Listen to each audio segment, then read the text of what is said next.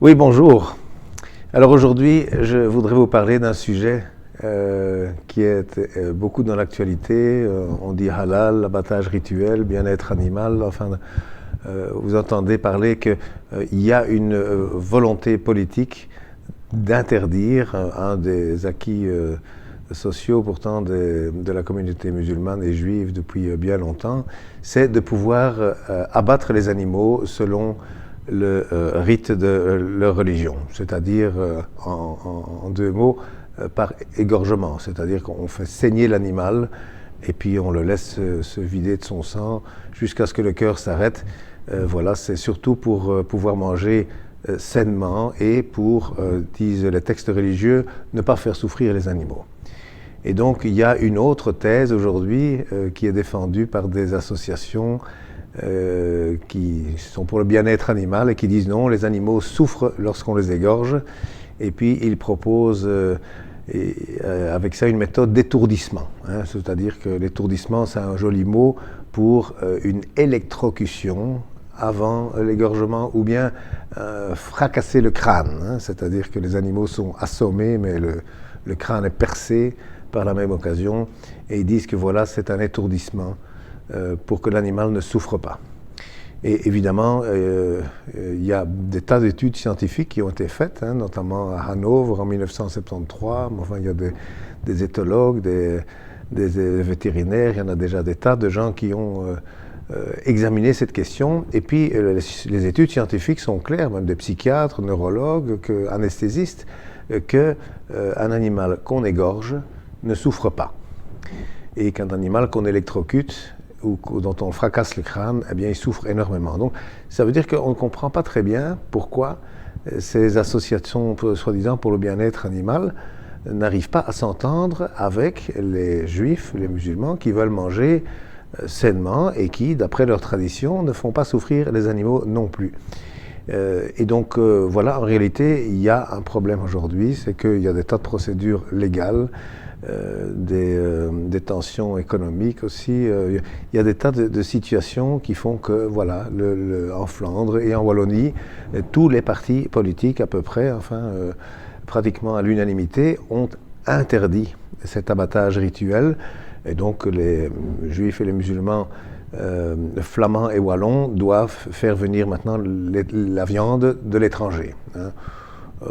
Il est évident qu'étant donné tous les ovins et les bovins qu'il y a en Belgique, eh bien, d'aller faire abattre les animaux à l'extérieur de la Belgique, ça ne peut évidemment que provoquer des trajets en plus pour ces animaux, ce qui est évidemment très mauvais pour le bien-être.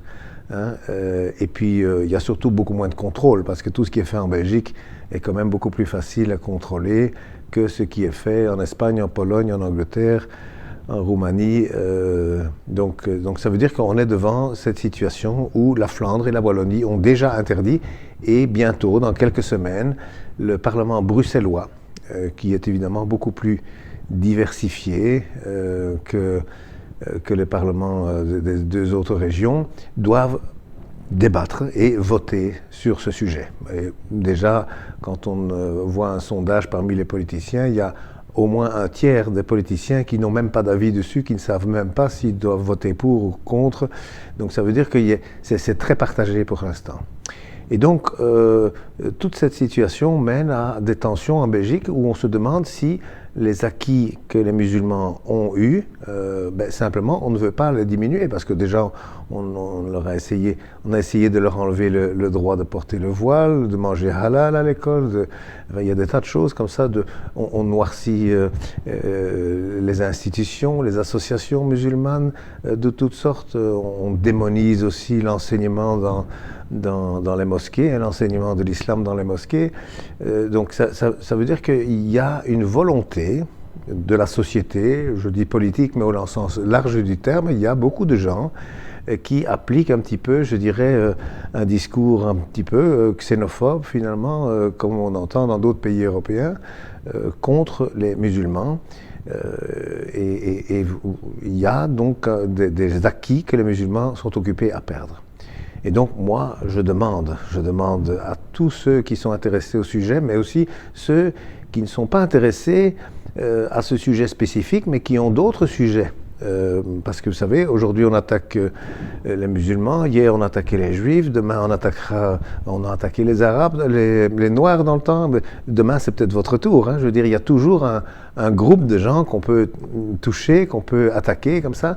Et donc moi je dis simplement, si vous êtes pour la liberté, si vous êtes pour le respect de citoyens, peu importe la religion, peu importe l'origine, eh bien, je crois qu'il faut demander au monde politique que plutôt que de dire autoriser ou interdire, que le monde politique fasse maintenant un travail sérieux et demande à des scientifiques, alors pas de vétérinaires bien sûr, qui travaillent dans l'industrie de l'alimentation. Hein.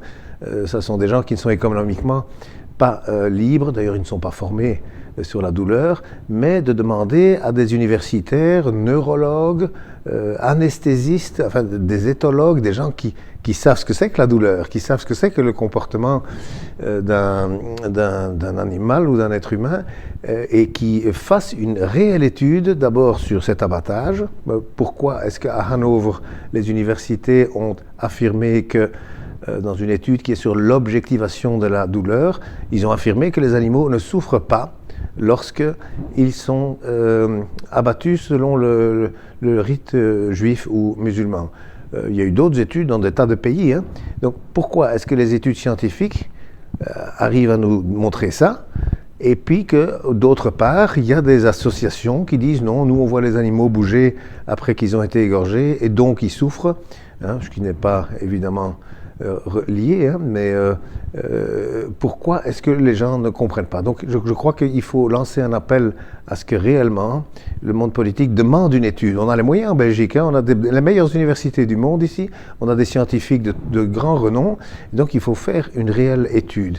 Parce qu'évidemment, si on prend des décisions sans avoir, pour découvrir après quelques années que ça aura été un scandale finalement et que ça aurait été une mauvaise décision, non seulement ce sera très difficile de revenir en arrière, mais en plus, il y a des tas de gens qui seront malheureux de ça, hein, parce que quand même, hein, l'abattage, pourquoi l'abattage rituel? C'est pour manger propre tous les jours et pour manger selon sa foi. Et c'est tous les jours. Hein. L'abattage, ce n'est pas une fois par an. Hein. L'abattage, c'est tous les jours. Hein. Et donc, ça veut dire que les juifs et les musulmans, si vous trouvez qu'ils ont le droit de manger comme ils le veulent et selon leur religion, selon leur foi, je crois que réellement, que vous soyez musulman ou non, je crois que vous soyez juif ou non, je crois que réellement, il faut encourager à ce que le Parlement fasse cette fois-ci un travail vraiment approfondi pour comprendre exactement ce qu'il en est.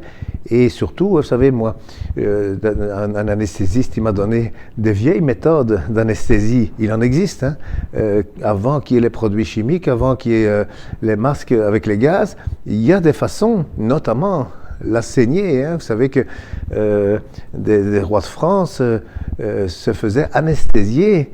On leur retirait 1 litre de sang pour qu'ils tombent dans les pommes, ou 1,5 litre de sang pour qu'ils tombent dans les pommes, parce que de cette façon-là, eh bien, on pouvait les opérer sans qu'ils bougent et sans qu'ils souffrent. Et après ça, quand ils se réveillaient, hein, on leur remettait du sang ou ils se refaisaient du sang. Eh bien, quand ils se réveillaient, ils disaient qu'ils avaient bien dormi sans souffrir. Donc il y a des méthodes. Hein, il y a des méthodes. Et donc retirer le sang, on ne voit pas pourquoi ça serait quelque chose qui fait mal. Donc je crois que réellement, il faut trouver des façons de faire pour que les juifs et les musulmans puissent vivre dans notre société normalement et que ça contente aussi les gens qui sont très impliqués pour le bien-être animal. Moi je comprends ça, hein. Mais ces gens ne peuvent pas dire je suis mieux parce que je veux le bien-être d'un animal si d'un autre côté ils ne veulent pas le bien-être des juifs et des musulmans. Je crois que il faut réellement trouver une bonne connaissance. Hein. Un compromis n'est pas suffisant ici. On doit réellement approfondir le sujet pour qu'on prenne une bonne connaissance de tout ce qu'il faut faire pour que ça se passe bien.